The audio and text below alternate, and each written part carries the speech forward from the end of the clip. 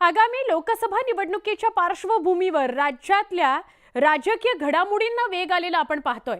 निवडणुकीत महायुती विरुद्ध महाविकास आघाडी असा थेट सामना रंगणार आहे। लोकसभा निवडणुकीची घोषणा कोणत्याही क्षणी होऊ शकते, पण अजूनही महायुती आणि महाविकास आघाडीचा जागा वाटपाचा फॉर्म्युला निश्चित झालेला नाही। जागा वाटपावरून महायुती आणि मवियाची महत्त्वाची बैठक होते आहे। महत्त्वाच्या बैठका आपापसात त्यांच्या पार पडतायत, मात्र जागा वाटपाचा फॉर्म्युला काही निश्चित होऊ शकलेला नाही हे स्पष्टच आहे। महायुतीच्या जागा वाटपाबाबत मोठी बातमी समोर येईल, पण त्यालाही 1-2 दिवस लागतील असं कळतंय। 1-2 दिवसांमध्ये उमेदवार जाहीर करणार असल्याची माहिती न्यूज 18 लोकमतला महायुतीतल्या सूत्रांकडून मिळतेय। महायुती जागा वाटपाची चर्चा सकारात्मक झाली असून तिन्ही पक्षांचा प्राथमिक मसुदा तयार आहे। महायुतीची लवकरच आणखी एक बैठक होईल आणि त्या बैठकीनंतर जागा वाटप जाहीर करण्यात येणार आहे अशी माहिती सूत्रांकडून मिळतेय। आज अजित पवार आणि एकनाथ शिंदे हे अमित शहा यांच्याशी बोलले, त्यांची भेट झाली, बैठक झाली।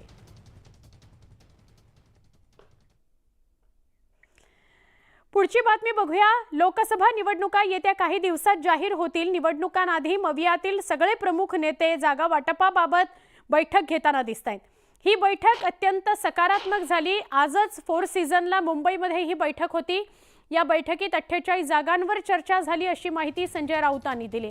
दरम्यान मवियात एकही जागेसंदर्भात मतभेद नाही असं राऊतांनी ठणकावून सांगितलं। प्रकाश आंबेडकरांनी मवियाच्या नेत्यांकडे काही जागांचा प्रस्ताव ठेवलेला आहे, त्यावरही चर्चा झाल्याचं राऊतांनी स्पष्ट केलं। आंबेडकरांच्या पक्षाने मवियात सहभागी होऊन एकत्र निवडणूक लढवावी असं या बैठकीत ठरलंय असंही त्यांनी स्पष्ट केलं। बहुजन वंचित आघाडीचे अध्यक्ष ॲडव्होकेट प्रकाश आंबेडकर हे आजच्या बैठकीला उपस्थित होते।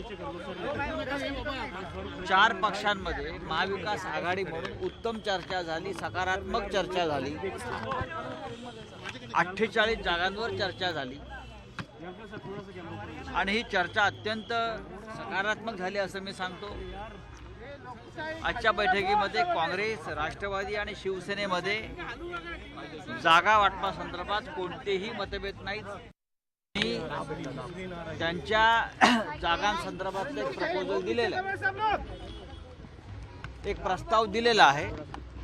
त्या प्रस्तावावर सुद्धा चर्चा झाली आणि आमच्या सगळ्यांची भूमिका आहे की आमच्या 3 पक्षांबरोबरच प्रकाश आंबेडकरांची बहुजन वंचित आघाडी हा महत्त्वाचा घटक सुद्धा महाविकास आघाडीमध्ये आमच्याबरोबर एकत्र असावा आणि आम्ही एकत्रितपणे महाराष्ट्रात निवडणुकीला सामोरं जावं हे ठरलेलं आहे।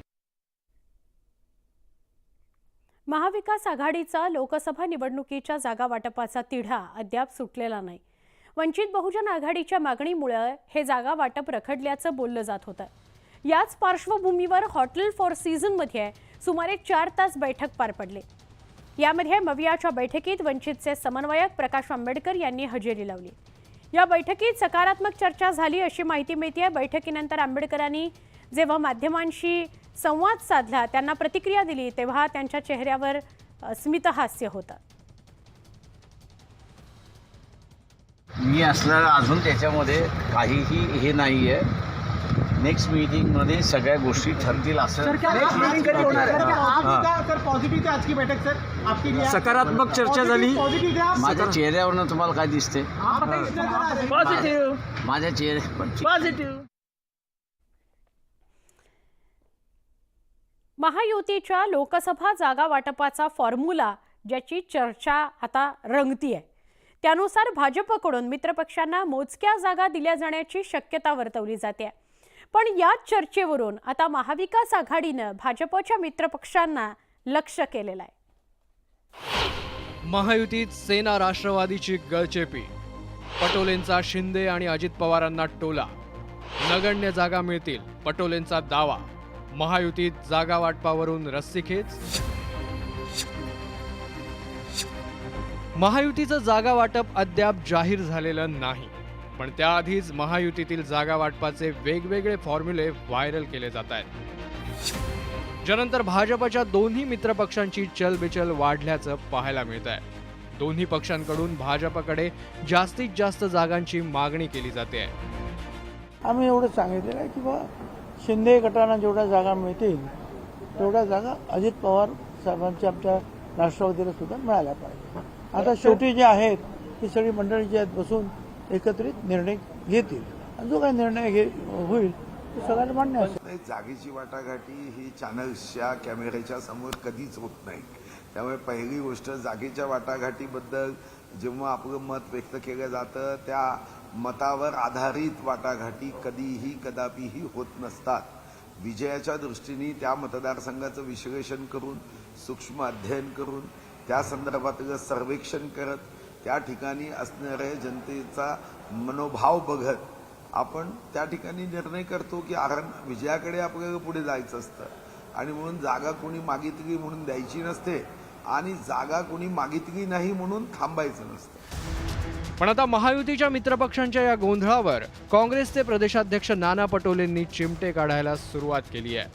पूर्वी महाविकास आघाडीत काँग्रेस सोबत असलेल्या या दोन्ही नेत्यांच्या पक्षांवर घणाघात करत पटोलेंनी शिवसेना आणि राष्ट्रवादीची महायुतीत गळचेपी होत असल्याचा आरोप केलाय. त्यांच्यावर काही फार प्रतिक्रिया द्यायची नाही, पण दोघांची हालत खराब आहे. बीजेपी बरोबर जाऊन ते बिचारे बीजेपी मध्ये काही मजबुरीने गेलेले आहेत, प्रामाणिक कोणीच गेलेलं नाही, विचाराला गेलेले नाही आहे. त्यामुळे त्यांची आता मजबुरी काय हे सगळ्या राज्याला आणि देशाला माहिती आहे. पटोलेंच्या या आरोपांवर महायुतीनंही पलटवार केलाय. खरं तर अमित शहांच्या महाराष्ट्र दौऱ्यानंतर महायुतीच्या जागा वाटपाला वेग आल्याचं दिसतंय. पण भाजपच्या या वेगाला शिवसेना आणि राष्ट्रवादी किती मॅच करते? भाजप या दोन्ही पक्षांना अपेक्षित जागा देतं की शिंदेंची शिवसेना आणि अजित पवारांच्या राष्ट्रवादीचा हिरमोड होतो हे पाहणं महत्त्वाचं ठरेल. Bureau report, news 18 Lokmat. काँग्रेसचा परिवारवाद किंवा घराणेशाही जागा वाटपातही ठळकरित्या दिसून येते. काँग्रेसच्या बड्या नेत्यांची त्यांच्या मुलामुलींकरता लॉबिंग सुरू झालेली आहे. सुशील कुमार शिंदे यांना प्रणिती शिंदेंसाठी सोलापूरची जागा हवी आहे, तर विजय वडेट्टीवार यांना मुलीकरता चंद्रपूरची जागा हवी आहे. नितीन राऊत यांना त्यांचा मुलगा कुणाल राऊत करता लोकसभेची उमेदवारी हवी आहे, तर वसंत दादा पाटील यांचा नातू विशाल पाटीलसाठी सांगलीतून जागा हवी आहे.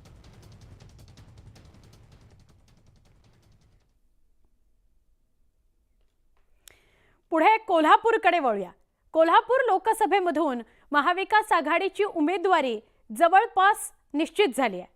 श्रीमंत शाहू महाराज छत्रपती महाविकास आघाडीचे उमेदवार म्हणून निवडणूक लढवणार आहेत. विशेष म्हणजे काँग्रेसच्या तिकिटावर ते लोकसभेच्या रिंगणात उतरणार आहेत.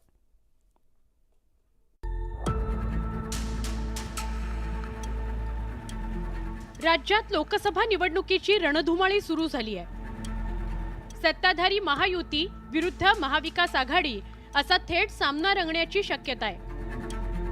युती आणि आघाडीत जागा वाटपावरून खल सुरू असतानाच कोल्हापुरातील मवियाचा उमेदवार जवळपास निश्चित झालाय. श्रीमंत शाहू महाराज छत्रपती हे कोल्हापूर लोकसभेतून महाविकास आघाडीचे उमेदवार असणार आहेत. विशेष म्हणजे काँग्रेसच्या चिन्हावर शाहू महाराज निवडणूक लढणार असल्याचं नाना पटोलेंनी सांगितलंय. छत्रपती शाहू महाराजांनी लढण्याची त्यांनी मंजुरी दिली आणि त्यांनी मंजुरी देत असताना त्यांनी सांगितलं की मी काँग्रेसच्याच तिकीटून निवडणूक लढेल. परवा पवारसाहेबांनी स्वतः शाहू महाराजांसोबत छत्रपती शाहू महाराजांसोबत त्यांनी बोलले. मी संजय राऊत साहेब आणि आमचे बाळासाहेब थोरात साहेबही आम्ही त्यावेळेस होतो. कोल्हापूर हा शिवसेनेचा पारंपरिक मतदारसंघ म्हणून ओळखला जातो. गेल्या लोकसभा निवडणुकीत शिवसेनेच्या संजय मंडलिक यांनी या मतदारसंघातून विजय मिळवला होता. मात्र शिवसेनेतील फुटीनंतर मंडलिक यांनी शिंदेंच्या नेतृत्वातील शिवसेनेची वाट धरली. त्यामुळे ठाकरेंची शिवसेना या मतदारसंघाकरता आग्रही होती. मात्र महाविकास आघाडीच्या नव्या राजकीय समीकरणानुसार ठाकरेंच्या शिवसेनेला एक पाऊल मागे घ्यावं लागल्याचं बघायला मिळतंय. कोल्हापुरात सातत्याने 30 वर्ष शिवसेना लढते. 30 वर्ष तिथे शिवसेना सातत्यानं तो मतदारसंघ लढते. कधी जिंकतोय कधी हारतोय. आता सध्या ही विद्यमान सिटिंग जागा आमची आहे. प्रख्यात अभिनेते रमेश देव हे सुद्धा शिवसेनेकडून कोल्हापूरला लढले आहेत.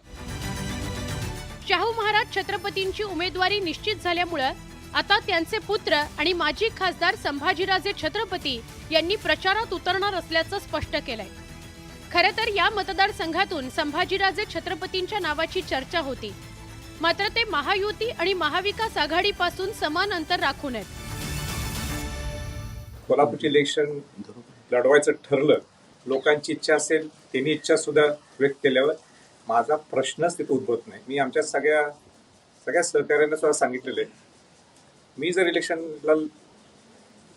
लढवली असते, मी 100% दिले असते, तर महाराजांच्यासाठी आपण 1000% कष्ट करत पाहिजे. 2009 साली संभाजीराजेंनी कोल्हापूर लोकसभा मतदारसंघातून राष्ट्रवादी काँग्रेसच्या तिकिटावर निवडणूक लढवली होती. त्यावेळी संभाजीराजे छत्रपती आणि दिवंगत खासदार सदाशिवराव मंडलिक यांच्यात लढत झाली होती. मंडलिक यांनी अपक्ष म्हणून निवडणूक लढवत संभाजीराजे छत्रपतींचा पराभव केला होता. आता कोल्हापुरात पुन्हा एकदा मंडलिक विरुद्ध छत्रपती असा राजकीय सामना रंगणार आहे. त्यामुळे मुलाच्या पराभवाचं उट्ट काढण्याची संधी शाहू महाराज छत्रपती यांना आहे. Bureau report, news 18 Lokmat.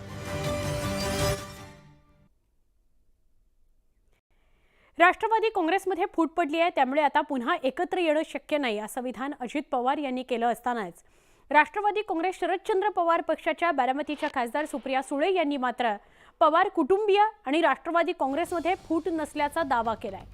Rashtrawadi Congress आणि पवार कुटुंबियांमध्ये कोणतीही फूट नाही. कोणी कसे वागायचे हा ज्याचा त्याचा वैयक्तिक प्रश्न आहे. सार्वजनिक आयुष्य आणि खासगी आयुष्य वेगवेगळं असतं असं सुप्रिया सुळेंनी म्हटलंय. आमच्यातील मतभेद राजकीय आणि वैचारिक असून कुणाशीही मनभेद नाहीत असंही त्यांनी स्पष्ट केलं. पक्ष फुटलाच नाहीये. हा पक्ष आदरणीय पवार साहेबांचाच आहे. तो दुसऱ्यांनी नेलेला आहे. कोर्टात केस आजही चालू आहे. हा पक्ष आदरणीय पवार साहेबांचाच आहे आणि तो त्यांनी स्थापन केला आणि तेच त्याचे अध्यक्ष आहेत. त्यामुळे एवढ्या सगळ्या मोठ्या फॅमिलीमध्ये एखाद्या व्यक्तीने एखादं मत मांडलं म्हणून काय पक्ष फुटला, फॅमिली फुटली असं होत नाही. ती एका व्यक्तीचं वैयक्तिक मत आहे, त्याचा आमच्या फॅमिलीची काय संबंध. आमची फॅमिली पूर्णपणे एक आहे आणि ती आयुष्यभर एकच राहील आणि त्यांना प्रायव्हसीचा अधिकार आहे ना. आमच्या घरात आम्ही 3-4 लोक राजकारणात आहोत, बाकीच्या फॅमिलीचा काय संबंध. They have a right to privacy. मी राष्ट्रवादी काँग्रेस पक्ष, महाविकास आघाडी आणि इंडियाकडे बारामती लोकसभेसाठीच तिकीट मागितलेलं आहे. सांगली लोकसभा मतदारसंघावरून काँग्रेस आणि शिवसेना उद्धव बाळासाहेब ठाकरे पक्षात संघर्ष पेटलाय. काँग्रेस आणि ठाकरेंच्या पक्षानं या जागेवर दावा ठोकल्यामुळे वाद चिघळण्याची चिन्ह आहेत. महाविकास आघाडीत लोकसभा जागा वाटपावरून चर्चा सुरू असतानाच काही जागांवरून महाविकास आघाडीतील नेत्यांमध्ये दावे प्रतिदावे केले जात आहेत. सांगली लोकसभेच्या जागेवरून काँग्रेस आणि ठाकरेंच्या शिवसेनेत वाद पेटल्याचं बघायला मिळतंय. काँग्रेसनं सांगलीच्या जागेवर केवळ दावा ठोकलाय. मी, संजय राऊत साहेब आणि आमचे बाळासाहेब थोरात साहेबही आम्ही त्यावेळेस होतो. त्यावेळेसही पुन्हा निर्णय झालेला होता की ते ज्या पक्षाला लढतील त्या पक्षाचं म्हणजे आघाडी म्हणून ते लढतील आणि सांगलीची जागा काँग्रेस लढेल अशा पद्धतीचा निर्णय पवार साहेबांच्याकडे झालेला होता. त्यामुळे मला असं वाटतं की फार काही त्याच्यामध्ये बदल करण्याचा कोणी प्रयत्न करत होणार नाही असं मला वाटतं. एकीकडे काँग्रेसनं सांगली लोकसभेच्या जागेवर दावा ठोकलाय, तर दुसरीकडे उद्धव ठाकरेंच्या पक्षानंही सांगलीवर हक्क सांगितलाय. गेली 2 टर्म सांगलीमध्ये काँग्रेस उमेदवाराला पराभवाचा सामना करावा लागलाय. या पार्श्वभूमीवर आता ठाकरेंच्या पक्षानं सांगलीच्या जागेकरता आग्रह धरलाय. 2019ला सांगलीमध्ये काँग्रेसचा उमेदवार नव्हता. मी आता त्याच्यावरती कोण लढणार सांगत पण काँग्रेसचा तो आता मतदारसंघ राहिलेला नाही. सांगली लोकसभेच्या निवडणूक इतिहासावर नजर टाकली तर सुरुवातीपासूनच हा काँग्रेसचा बालेकिल्ला होता. जवळपास 52 वर्ष या मतदारसंघात काँग्रेसचा खासदार होता. पण 10 वर्षांपूर्वी सांगली लोकसभेतलं चित्र बदललं. 2014 साली मोदी लाटेत भाजपनं काँग्रेसच्या बालेकिल्ल्याला खिंडार पाडलं आणि भाजपचे संजय काका पाटील विजयी झाले.